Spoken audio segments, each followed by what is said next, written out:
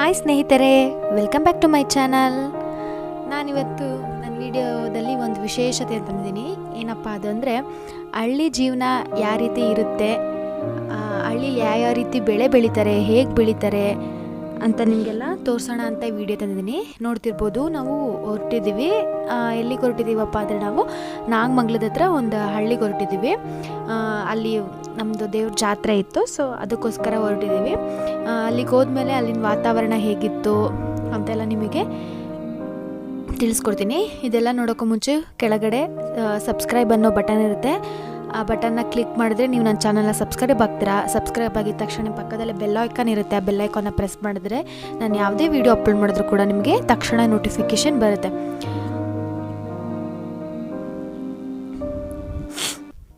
ನೋಡಿ, ನಾನು ಹೊಲಕ್ಕೆ ಕರ್ಕೊಬಂದಿದ್ದೀನಿ. ಇದು ಕೋಸಿನ ಗಿಡ. ಸ್ಟಾರ್ಟಿಂಗಲ್ಲಿ ಈ ಥರ ಇರುತ್ತೆ, ಎಲೆಕೋಸು ಅಂತಾರಲ್ಲ ಅದ್ರದ್ದು ಆ ಗಿಡ ಇದು. ಇದು ಬಂದ್ಬಿಟ್ಟು ಬೆಳ್ಳುಳ್ಳಿ.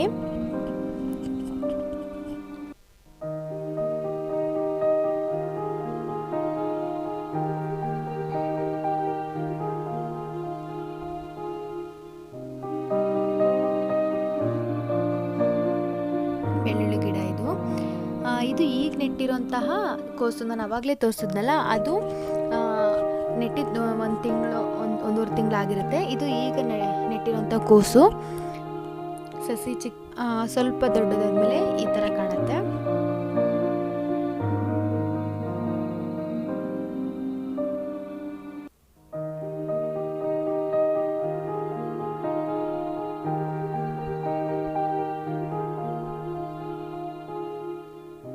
ಕೋಸಿನ ಎಲೆ ಇದು. ಇದು ಬಂದು ಮೂಲಂಗಿ.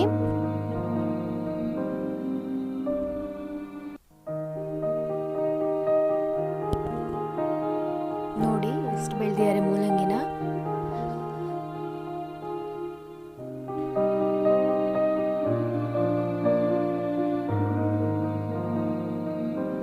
ಇದು ಯಾವ್ದಪ್ಪ ಅಂದರೆ, ಸಬ್ಬಾಸ್ಗೆ ಸೊಪ್ಪಿರುತ್ತಲ್ಲ, ಅದನ್ನ ಹಾಗೆ ಬೀಜ ಆಗಕ್ಕೆ ಬಿಟ್ಟಿದ್ದಾರೆ. ನೋಡ್ಬೋದು ನೀವು.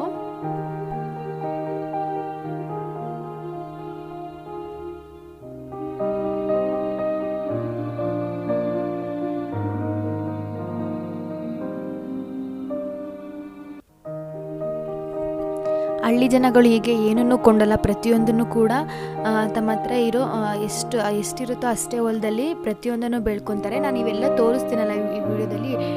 ಅರೌಂಡ್ ಟೋಟಲ್ ಇದೆಲ್ಲ ಒಂದು ಎಕರೆಗಿಂತನೂ ಕಮ್ಮಿ ಇದೆ ಜಾಗ, ಅದರಲ್ಲೇ ಇಷ್ಟೊಂದು ವೆರೈಟೀಸ್ನ ಬೆಳೆದಿದ್ದಾರೆ. ನೋಡಿ, ಇದು ದಪ್ಪ ಮೆಣಸಿನ್ಕಾಯಿ, ಇದು ಬಜ್ಜಿ ಮೆಣಸಿನ್ಕಾಯಿ ಅಂತೀವಲ್ಲ, ಅದು ಬಜ್ಜಿ ಮೆಣಸಿನ್ಕಾಯಿ ಇದು.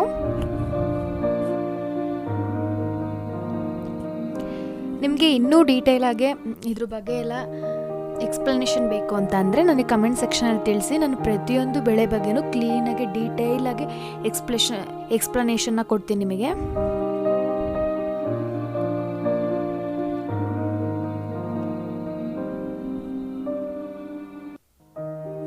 ಇದು ನೋಡಿ, ಕೋಸಿಗೆ ಹುಳ ಹತ್ತಿ ಈ ಥರ ಆಗಿದೆ. ಹುಳ ತಿಂದು ಕೋಸು ನೋಡ್ರಿ ಎಷ್ಟು ಹಾಳಾಗಿದೆ.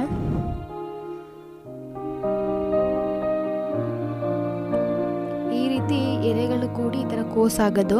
ನಾನು ಆವಾಗಲೇ ಚಿಕ್ಕ ಸಸಿನೂ ತೋರಿಸ್ತೆ ನಿಮಗೆ. ನೆಕ್ಸ್ಟು ಅದು ಒಂದೂವರೆ ತಿಂಗಳಾದ್ಮೇಲೆ ಯಾವ ರೀತಿ ಇರುತ್ತೆ ಅಂತ ನಾನು ತೋರಿಸ್ತೆ. ಈಗ ನೆಕ್ಸ್ಟು ಯಾವ ರೀತಿ ಫುಲ್ ಕೋಸಾಗಿರುತ್ತೆ ಅಂತಲೂ ತೋರಿಸಿದ್ದೀನಿ. ಈ ಥರ ಬಿಡಿಸ್ದಾಗ ನೋಡ್ತಾ ಇರ್ಬೋದು ನೀವು.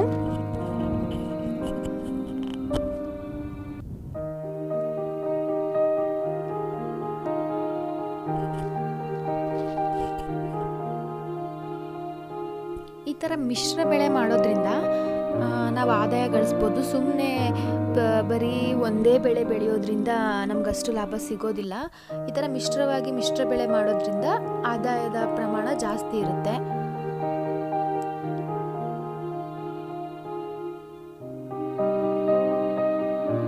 ನಿಮಗೆ ಈ ಮಿಶ್ರ ಬೆಳೆ ಯಾವ ರೀತಿ ಪ್ಲ್ಯಾನ್ ಮಾಡೋದು, ಹೇಗೆ ಬೆಳೆಯೋದು, ಯಾವ ರೀತಿ ಬೆಳೆ ಬೆಳಿಬೋದು, ಆ ಥರ ಇನ್ಫಾರ್ಮೇಷನ್ ಬೇಕು ಅಂದರೆ ನನಗೆ ಕಮೆಂಟ್ ಸೆಕ್ಷನಲ್ಲಿ ತಿಳಿಸಿ. ನಾನು ಅದೇ ಥರ ವೀಡಿಯೋಸ್ನ ನಿಮಗೆ ಮಾಡಿ ತೋರಿಸ್ತೀನಿ ಫುಲ್ ಡೀಟೇಲ್ ಆಗಿ.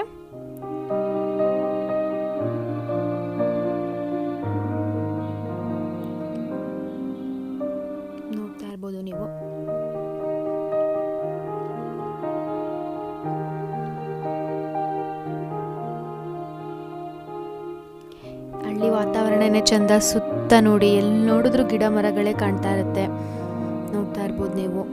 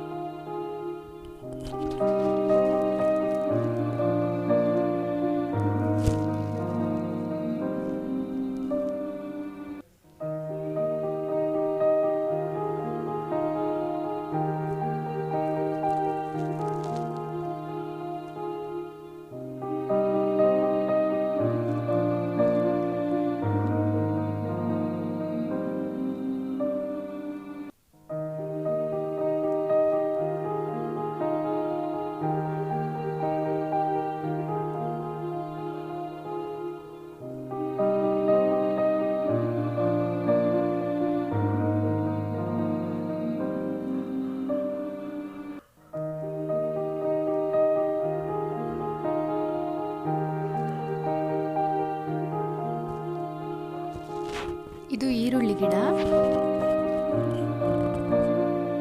ನೋಡ್ತಾ ಇರ್ಬೋದು, ನಿಮಗೆ ಗೊತ್ತಾಗ್ತಿದೆ. ನಾನು ಫಸ್ಟ್ ತೋರಿಸಿದ್ನಲ್ಲ ಅದು ಬೆಳ್ಳುಳ್ಳಿದು, ಇದು ಈರುಳ್ಳಿ ಸಸಿ.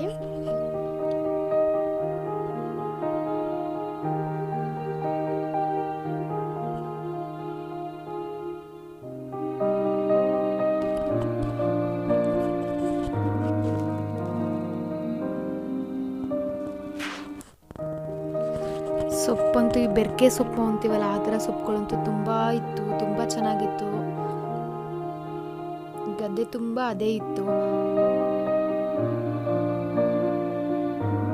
ಹಳ್ಳಿ ಜೀವನನೇ ಚಂದ ನೋಡ್ರಿ. ಈ ಥರ ಒಲೆಲೆ ಅಡುಗೆ ಮಾಡೋದು,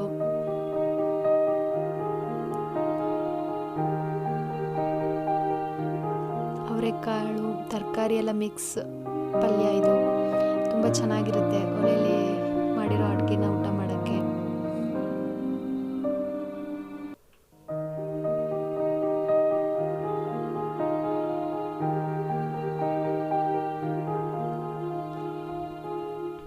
ನಾವು ಬಂದಿರೋದು ನಮ್ಮ ಚಿಕ್ಕತ್ತೆ ಮನೆಗೆ, ನಾಗಮಂಗಲದ ಹತ್ರ.